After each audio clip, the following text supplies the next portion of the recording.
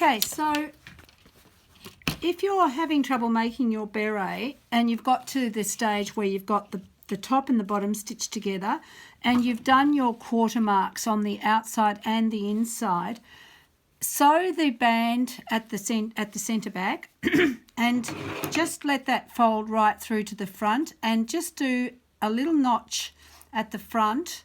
Put the notch on the back there like that and just put the other notches on each side. So you've got 4 notches on the band as you have 4 notches on the underside, which is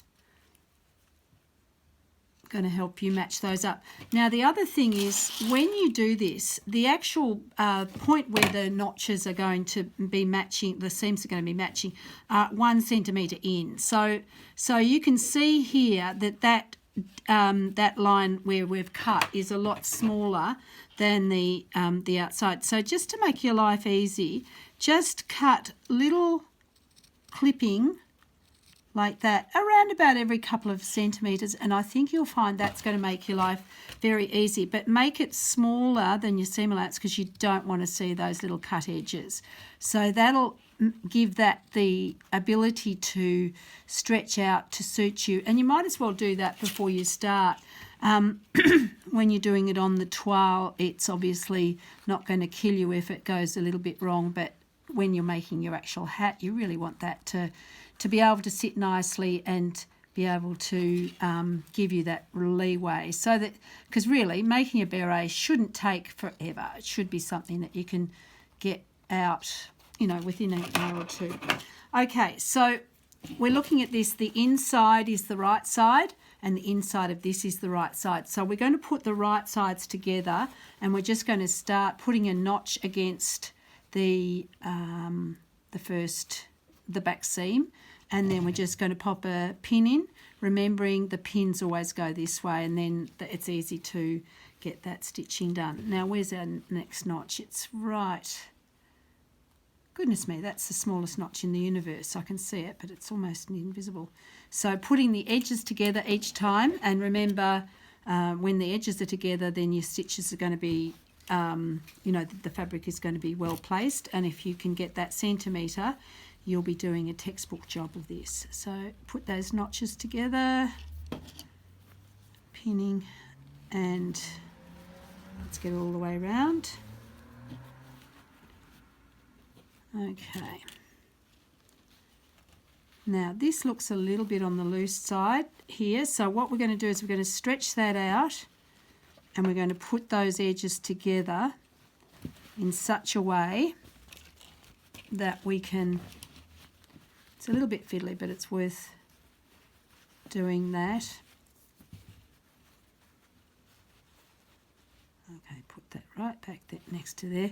And put in as many pins as you think you need. So given the circumstances, you can just put in as many pins as you can to make sure that you've got a nice flat interface at that 1 centimetre point. Now that's going together quite nicely, a little bit slower than I'd hoped, to be honest, but life is always a bit different than what you expect, I'm thinking at the moment. Okay, another pin in there. So whatever works, I'm not going to put quite as many pins in from here on in because you'll get dire boredom otherwise, which is not part of my life plan. And so once you've got that neatly in position, you're good to go back on the machine. Just a general principle which I will mention to you is that you put the simple side on the bed of the machine and the more complicated one, the one that might present you with a few difficulties, on the top side, and that way it's easier to manipulate. So if you look at this, I'm putting that edge right next to the thing. I've got that on the longest stitch and I've got fairly cheap thread, so not the best quality thread if you can avoid it, because you want, when you if you have to tear this open, you're going to have an easier job if it's rubbish thread. If it's good thread, it'll tear the calico. Sometimes it even does tear the calico, as I found out to my cost fairly recently. So just do a little bit at a time, and I'm not even bothering to pull the pins out. I'm concentrating on just keeping that edge right on that little groove in the machine, and I'm keeping the bottom side nice and flat, and the top I'm just giving that a little bit of a stretch to make sure that it sits smoothly, because I don't want any gathers. And if it does go a bit bunched up, you might want to go back and check your measurements, because it could be that you've got a different measurement around that circle. You can see where I did that bit of drawing there, and the band, and that'll give you grief right away if you have a different measurement. So please make your life easy. Always, if you do get a problem, go back and check your measurements. So that's joined together now, and that'll give us the first indication of the proportions of the beret. So pins out.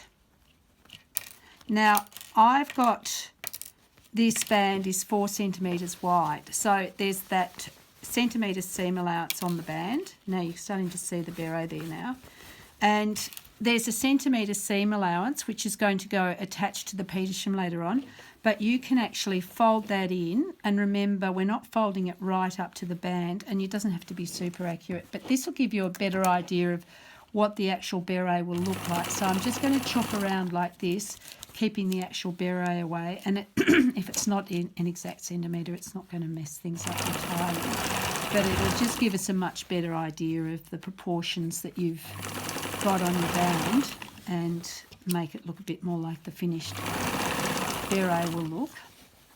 So it's worth, perhaps doing this as well. Obviously, the more relaxed, the more of a beginner, let's say, you are around sewing, the more useful this toile will be, because it gives you the hang of what you're doing. Okay, so I chuffed around there like that, and now I can kind of see what my beret is going to look like. So you can pop that on the head of the intended person and just pull it off to one side, and that'll give you a bit of an idea of what you're going to get when you make it up.